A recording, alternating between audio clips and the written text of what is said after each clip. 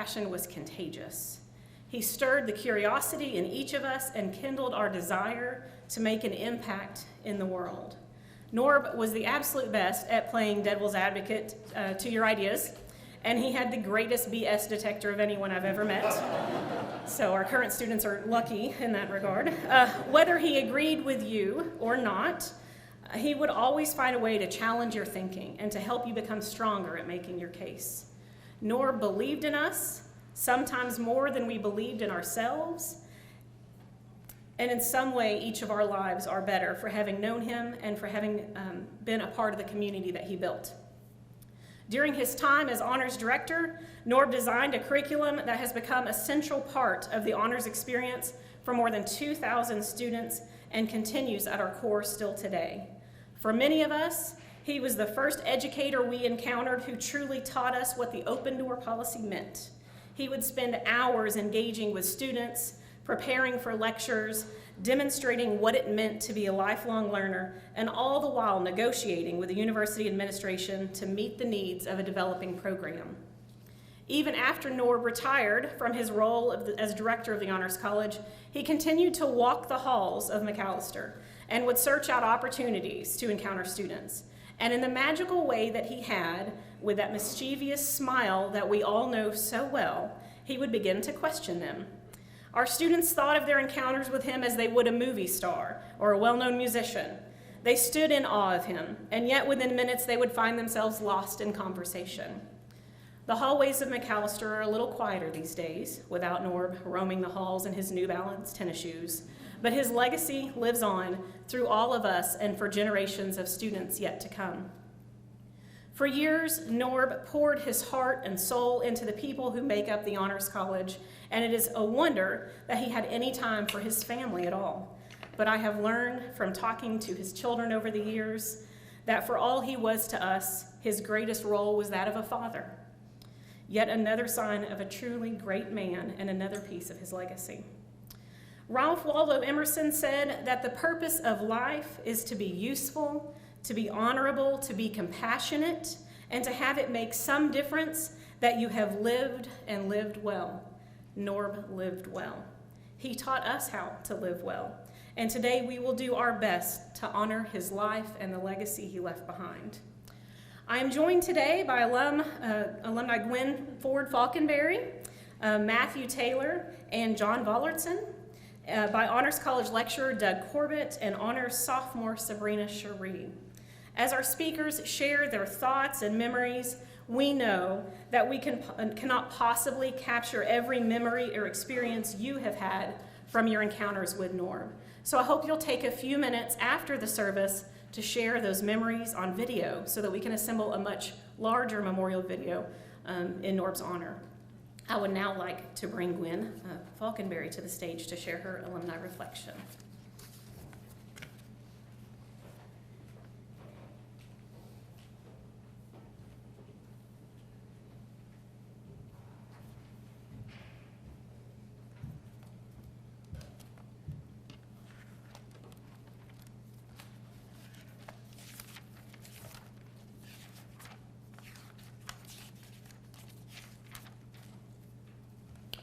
Good afternoon. My name is Gwen Falconberry, and I was Norb's student at the UCA Honors College from 1991 to 1995. It is an unspeakable honor for me to speak to you at this gathering. I must admit that when Patricia contacted me about speaking, I was so humbled and so afraid. I imagined myself standing before you, Norb's beloved family, his friends, the UCA faculty, and Honors College students and alumni who represent some of the smartest people I've ever known. I thought, how can I do this? And then I heard Norb's voice, gird up your loins. He loved to talk Bible to me. Remember the story about his father calling on him to pray, and he said he didn't know how he was going to do it, but then the prayer came from his backbone. that's where this is coming from, my backbone and my heart. Norb and I didn't start out as friends. The first time I remember seeing him, he was in a toga, dancing around ridiculously, he and Rick, acting out some philosophical Greek ritual at an honors convocation. I thought he was brazen, funny, and a little strange. I wondered what I'd gotten myself into. Soon after that, I found myself in a class where he said about deconstructing everything I believed. I remember sitting quietly and watching him as I listened. He said things like, "How odd of God to choose the Jews," and the virgin birth, God coming down and copulating with a woman to produce Jesus. That's just vulgar. He'd say these things, daring me. He seemed to zero in on me when he said them. I felt like a deer in the headlights, but I looked him in the eyes. I took note of his round glasses, salt and pepper beard, bow tie, and New Balance tennis shoes. He reminded me of an owl. I guess I was sizing him up too. I think he regarded me as a peculiarity. I was a small town Southern Baptist cheerleader type. What was I doing in his kingdom? I wasn't sure I belonged. This was the first miracle of Norb for me. He was sure.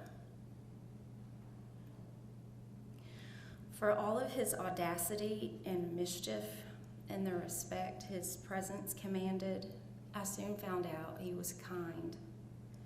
If he deconstructed, it was for the purpose of helping me build something stronger. If I was vulnerable with him, I was also safe. A bruised reed he never broke. He was always in my corner. I lost a big scholarship my second year because I bombed molecular cellular biology. I didn't ask him because I was ashamed, but Norb worked some kind of magic and helped me get that scholarship back. In my third year, I went through a traumatic breakup.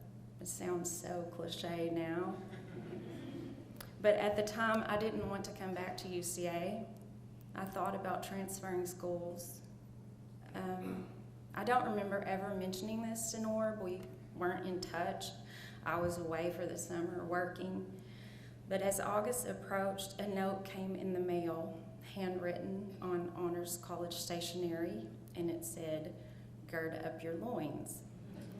Onward and upward. See you soon. Love, Norb." In the 25 years since then, I've collected a little stack of those handwritten notes, congratulating me on the births of each of my children, publication of a book, an advanced degree. Each one I've kept and I will forever. Zettel from my own Wittgenstein. Lights along my path. The other lights are you. Companions on this journey, many I would have never met if it wasn't for this place. This space Norb created for us, his vision of a community, a family really, of people growing and learning together. I think this is one of his greatest accomplishments. I was plopped down in a group of people I had very little in common with except intellectual curiosity and drive. Because of the forum he provided, you taught me so many things. Brad, Carl, John, Jenny, Cindy, Georgia Berry, Bernie, Jared, George, too many more to name. But it comforts me now just to know you exist. And when I'm in an existential crisis over parenting, teaching or just the state of the world, I find myself reaching out for you, flinging threads like Whitman's spider and meeting you on a bridge. Carol, kids, I want to thank you for sharing Norb with me, with all of us. I can't really think of him without thinking of you, Carol. I don't know how you put up with him. I remember being in his office one day and he showed me a picture of you and him on your wedding day. And I had never met you yet, and he said, Carol is amazing. And he pointed at your picture and he said, isn't she beautiful? And I said, yes, of course, you know. And of course, then he said, and look at me. Look how handsome I was.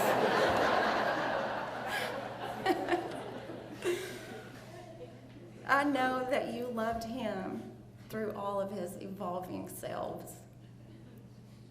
I witnessed your faithful love and care for one another.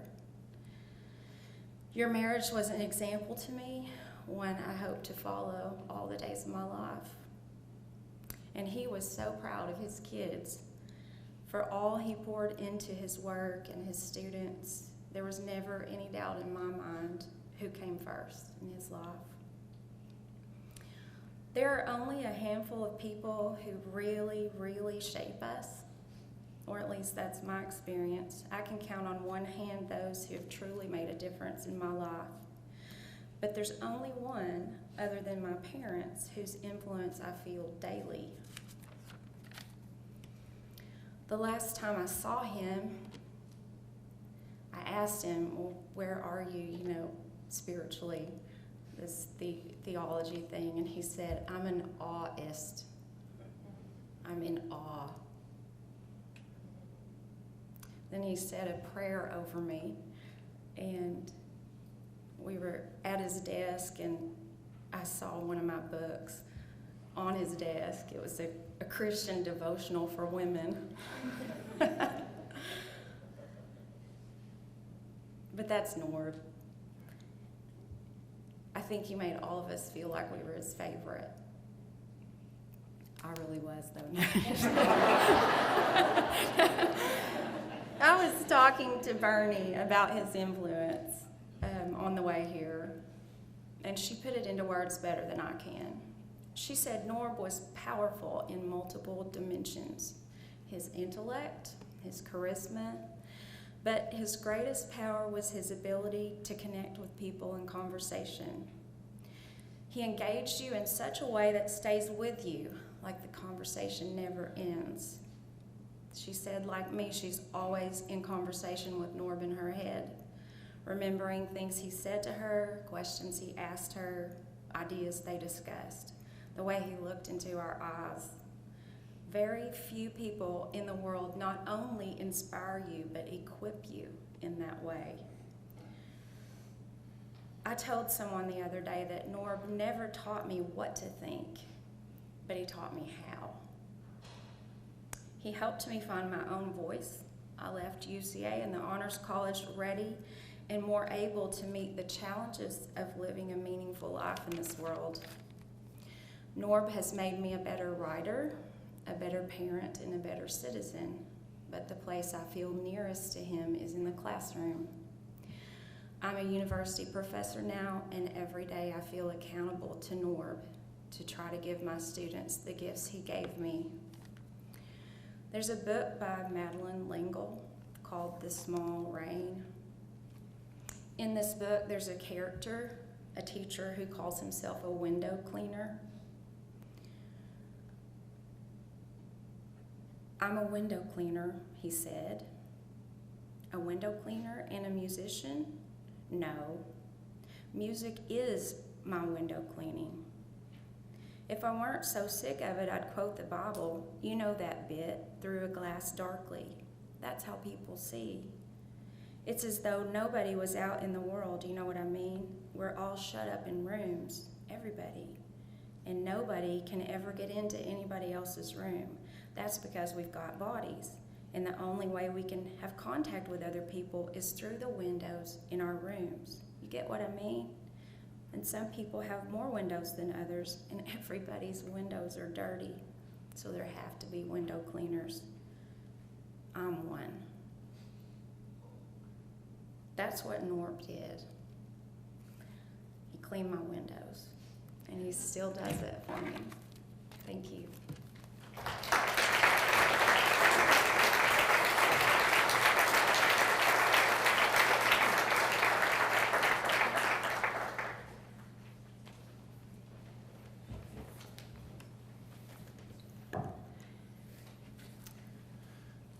The last time I spoke at UCA like this, I was giving a student reflection at the honors banquet.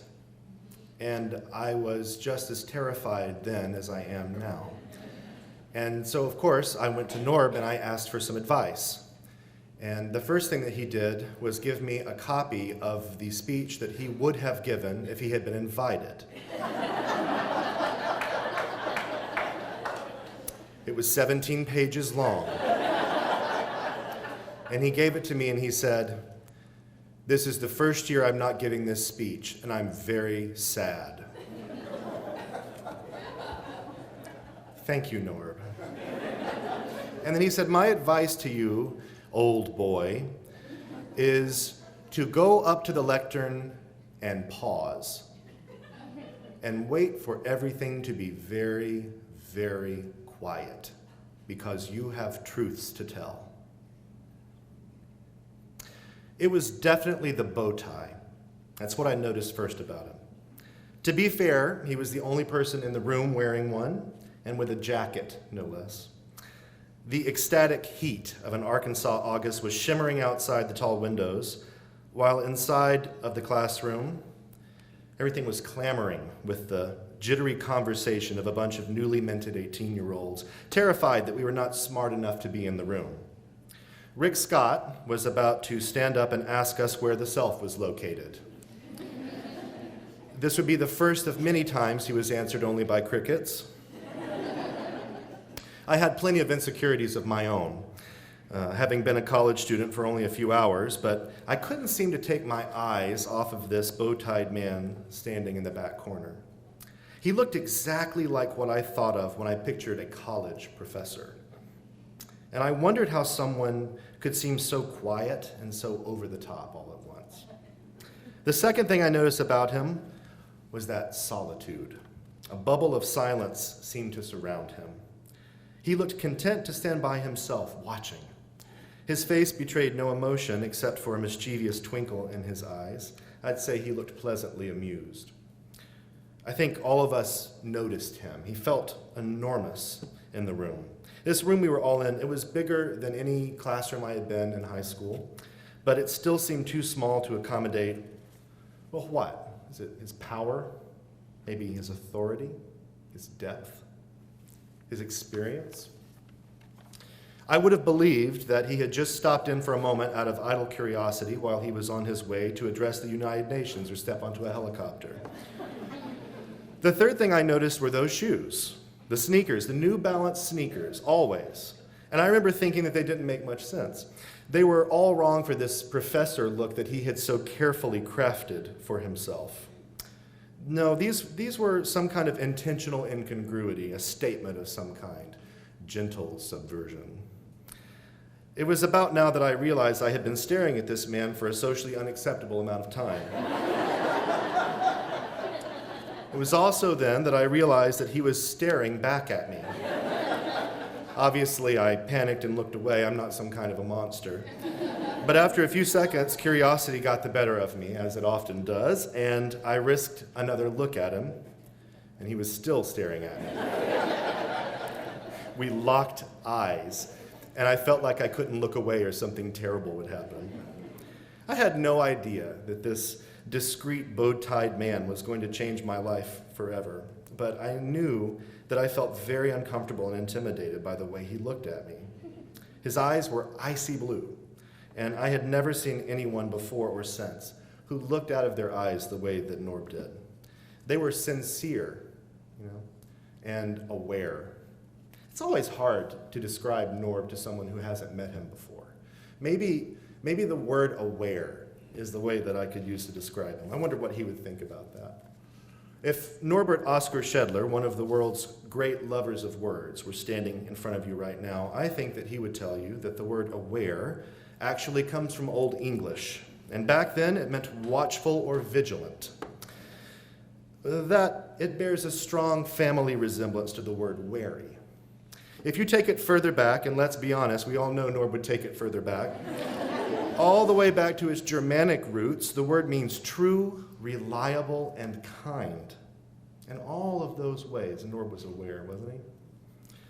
At his lovely memorial service this past summer, concealed in the balcony of the Methodist Church, I listened to articulate, brilliant people speak about Norb the gardener, who planted seeds, or perhaps ideas, or people, and nurtured them and watched them grow and flower.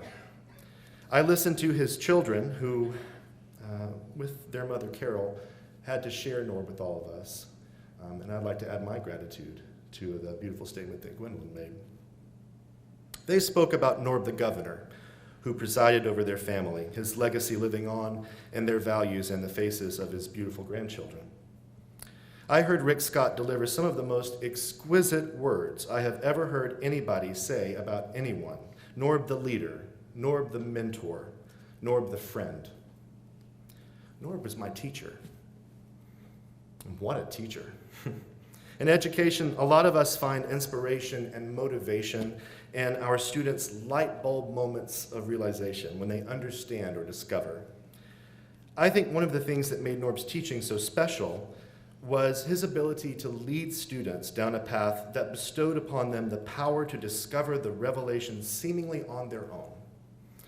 His method was the most compassionate and provocative way that I have ever seen anybody teach critical thinking. There were so many times in class or just in conversation that he delivered a single sentence that forced me to reconsider what was true and what was imaginary. As a teacher, Norb was the little boy perched at the edge of a motionless pond who tossed in a stone, then leapt back with delight to watch the ripples spanning out across the surface, changing everything. His lectures felt spontaneous. His lectures felt inevitable. One day, as class was beginning, he glided to the lectern, standing in silence until the room was totally still, and finally whispered, "Hello. My name is Albert Camus." And he lectured on the stranger as if he had written it himself. One of my favorite memories happened in response to this fantastic story that he told about his time teaching at Berkeley. I'm sure many of you might know it. It was in the 60s, and Norb was lecturing on the importance and benefits of monogamy. It's a tough room. He said a young lady raised her hand and challenged his ideas by saying, "But Dr. Schedler, why would you want to have beans every night for dinner?" In his words, the muses descended, and he replied, "Young lady, beans can be prepared in a variety of ways." Giddy after that class, me and several of my friends went to the grocery store to buy Norb a gift. A big basket and probably 20 pounds of beans. Wax beans, pinto beans, ranch-style beans, black beans, dry beans. I think there was even 21 bean soup mix in that basket. We presented it to Norb the next day with great fanfare, to his bewildered surprise. The next day, I passed him walking in the hall, and I said offhand, "So did you have any beans last night?" Spinning around to face me, he looked narrowly and said, "That's none of your damn business."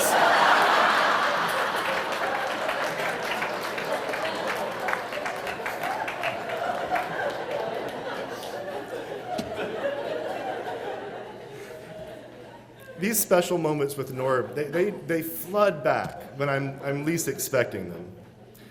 They're always a surprise, and I'm always so happy to remember them when I do. But that day of our first meeting, I had no idea how magnificent he was, this blue-eyed stranger. That day, Norb and I stood at opposite ends of the same shore. I was preoccupied with the approval of others, not quite feeling like a grown-up, very apprehensive about what I might become someday. Meanwhile, at the other shore, Norb peered into a new school year, The first year of his phase retirement, capacious with knowledge and experience and caring, hesitant to walk away from this beautiful thing he built, still asking questions. The poet Rilke wrote The Book of Hours, a set of love poems to God. This one is my favorite, and it's the one that makes me think of Norb. I live my life in widening circles that reach out across the world. I may not complete this last one, but I give myself to it. I circle around God, around that primordial tower. I have been circling for thousands of years, and still I don't know. Am I a falcon, a storm, or a great song? All of us have found ourselves caught in one of Norb's ever-widening circles. Who was Norb? The gardener? The governor? The friend, mentor, teacher? Or perhaps he was a falcon, a storm, or a song. To paraphrase Whitman, he contained multitudes. I think he was all of those things, don't you? The falcon, the wanderer, the ever-curious explorer gliding among the clouds, surveying the world below before plunging toward his objective at a dizzying speed unmatched by any other bird. The storm. It's human nature that when we see a dark cloud and hear thunder, we fear destruction and pain. But let us not forget that it is only the staggering creative power of the storm that makes the desert erupt with flowers. And the song, well, I'm a musician. That's the most important one to me. When we sing, we create a vibration from within that moves through the air in all directions. Anything touched by that vibration resonates like a call to the wild. A great song can change the world. I will never forget that bow-tied stranger who peered into my eyes that day and saw me so many years ago. Whoever Norb was to you, his legacy lives on in you through the most special kind of immortality, widening circles, a great song reaching out across the world. Thank you.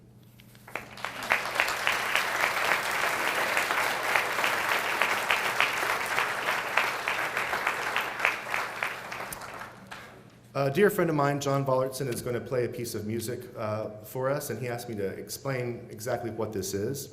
The Graceful Ghost Rag by William Bolcom. William Bolcom is a composer who has made a career out of writing, among other things, ragtime music. Ragtime is perhaps some of the least serious music that exists on this earth, more comfortable in a honky-tonk than a concert hall. But he endeavored to make ragtime serious and sincere, and for this reason, we think that he was a perfect candidate for this particular occasion. This was a piece that Bolcom wrote as a memory piece of his own father, whom he always thought of as being very gracious. And so I think it's a very good fit for our bouncing warrior from the north.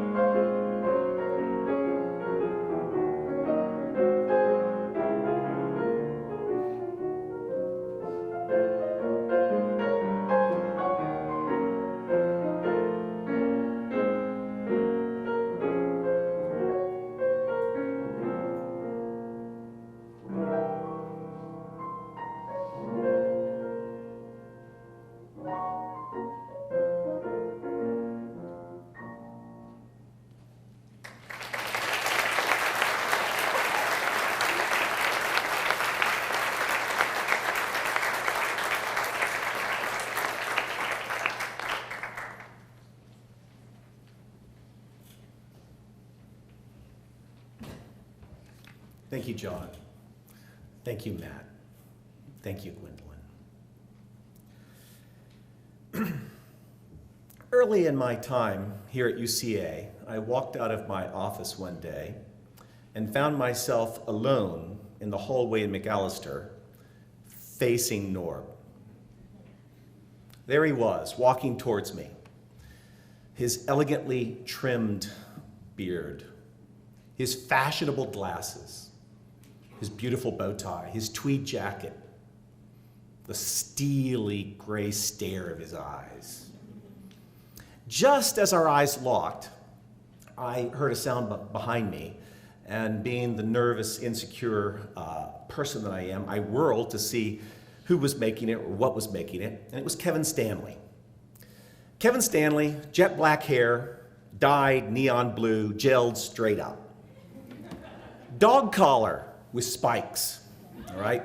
Multiple facial piercings. Kevin had trained me, or some might say cowed me, all right?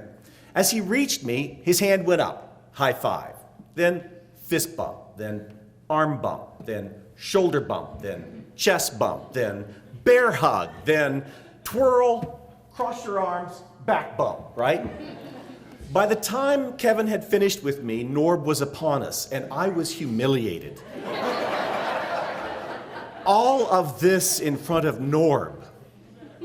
What would he think? But Kevin, hand up, high five, right? Fist bump with Norb, arm bump, shoulder bump, chest bump, right? Bear hug, spin, arms crossed, back bump. All the while, Norb kept his steely gaze fixed on me. Kevin, very happy with the encounter, continued on down the hall. Norb stood staring at me until Kevin was out of sight, and then asked, "What's he high on?"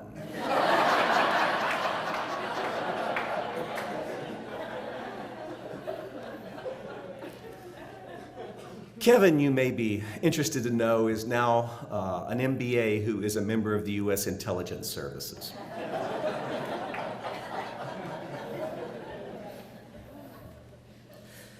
Norb always had a sense of the moment. He always had a sense of what the moment called for. I think it was because he was alert, awake, alive. Alive to the significance of each moment. He was continually reminding us, wasn't he, that we are the authors of our own stories and that we have choices to make. We have to decide what's going to inform our responses, our actions, our preferences. Will it be grace? Or will it be fate? Or will it be luck? Grace, Fate, and Luck was the title of the speech he handed Matt. Grace. Will our responses be informed by playfulness, good humor, goodwill, kindness, mercy, compassion? That would be grace. Or will they be informed by our ingrained habits and preferences? That would be fate. Character, Norb liked to say, is fate. Or will we try to avoid making a decision? Simply let the universe decide for us. That would be luck. One day in large group, with more than 20 minutes to go, Norb just stopped mid-sentence and stared at us. Sort of shrugged and walked out of the room. We all sat silently staring at each other, wondering, had he had a bathroom call? How long do we wait? Long seconds ticked by and became long minutes.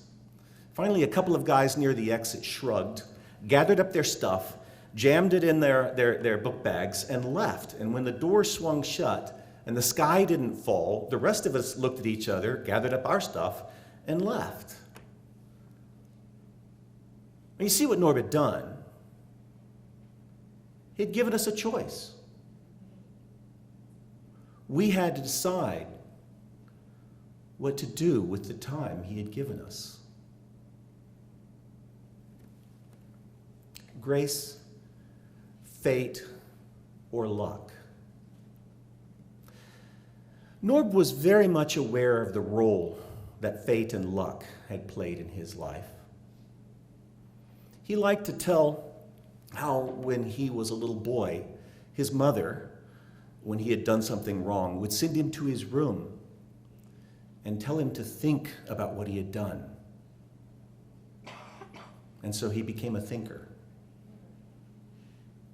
And his father, delighted by the great talker Norb was, would predict in front of Norb that Norb would become a man of the word, a minister.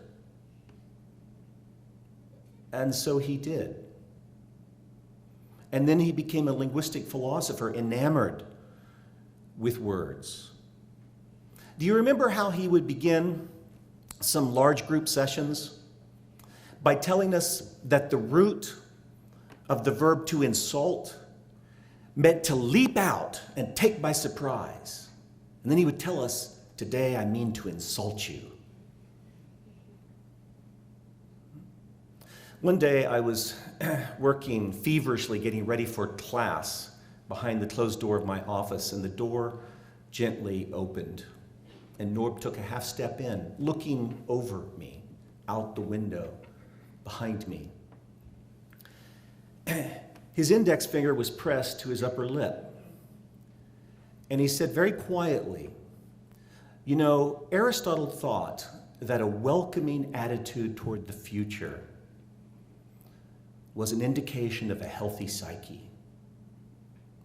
And he just looked for a while, and his eyes dropped, and our gazes met. And he smiled shyly, turned on his heel, and was gone. And I had been insulted, caught by surprise, a surprise that has been a rich gift over the years, because it is a lot better to face the future with a welcoming attitude than with fear. Grace, fate, or luck. As I said, Norb was a subtle and sophisticated thinker. He was very, very much aware of the way that luck and fate played a role in all of our lives. But I think insofar as it's humanly possible, Norb wanted grace to be what informed his choices and his preferences, his actions. Stacy Hobby told me that when she interviewed with Norb for the Honors College, one of the first questions he asked her was what was her favorite book. And she said, very cheerfully, she said, "Oh, I love Stephen King. I've read everything by Stephen King. Stephen King is my favorite author. Every book he's ever written is my favorite book." And she said Norb didn't change his expression. He just stared at her. And she thought, oh my goodness, I've said something wrong. But he didn't give her much time to worry. His next question was, what do you care about? What energizes you? What's your passion? Oh, she said, I'm a Baptist. I love the Bible, right? I believe the Bible is the inspired word of God. And Norb continued to just stare into her soul. She then knew that she had made a terrible mistake. And trying to find some gracious way out, she fidgeted. And then Norb said very sternly and severely, a Bible-thumping Baptist who reads Stephen King. And her heart melted. But as it melted, a smile spread across his face. And he began to nod, and he said, "I think you'll do." Grace, fate, or luck. At this point, if Norb could interrupt me, he'd step from the side, finger up, hand outstretched, and say, no, what really matters is be alert, be awake, be alive. Thank you. Thank you, Norb.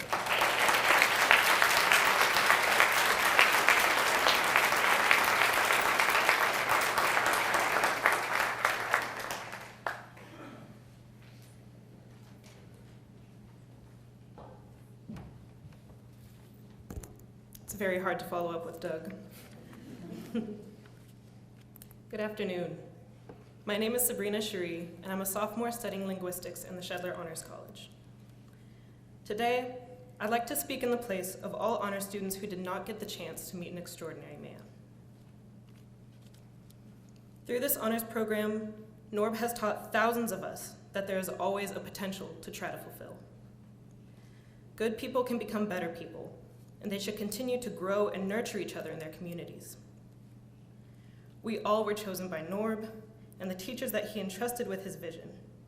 We were transplanted into a new, challenging environment to inspire thought and discussion. And regardless of when we graduated or plan to graduate, we continue to grow every day with the knowledge that Norb selflessly gave to us.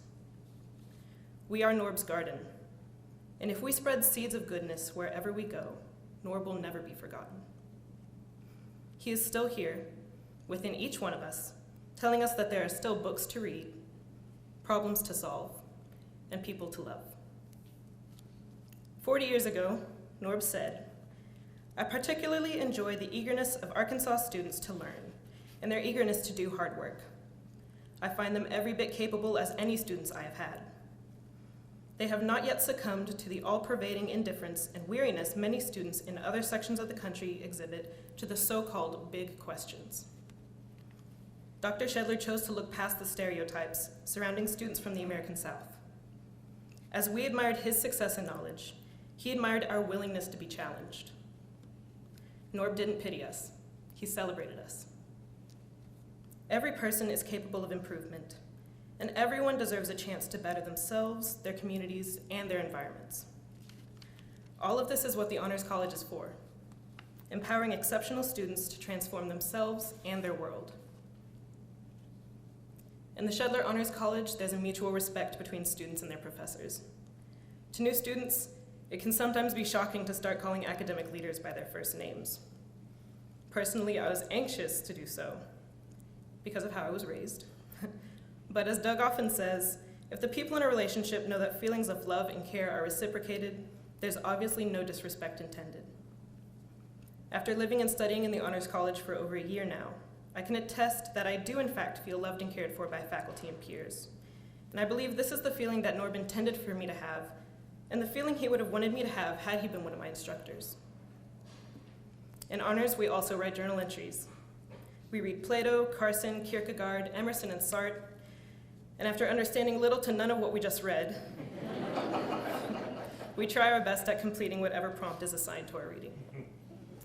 I admit that I can't remember every reading and question that I've had. However, although I've never written about it, there's one question that Norb puts in front of us that I won't forget. Norb asks us why we are here. Not in relation to philosophy, but philanthropy. I thought I would be the first person today to break down a word, but I'm not. If you break down philanthropy, you are left with roots that mean the love of people. So what good are we to the people around us? Who are we reaching our hands out to and helping out of Plato's cave? Norb wants us to realize that the giver chooses whether to help others or not, but the receiver determines how much the giver helped. The degree to which we help others shouldn't be what drives us to help in the first place, because nothing should be expected in return. Ultimately, Norb didn't intend to leave us as the smartest students.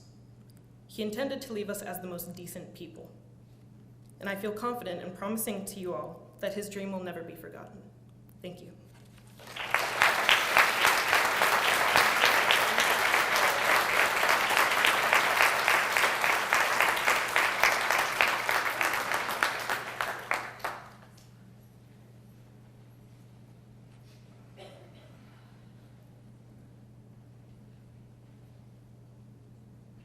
At the end of one's life, all that really counts is what you've done. You are who you become. Not your hopes, not your what ifs, not your possibilities. You are the sum total of what you've done.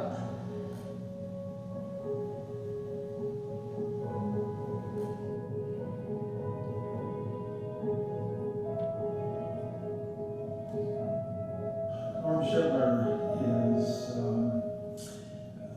one of the most extraordinary people that I've ever met.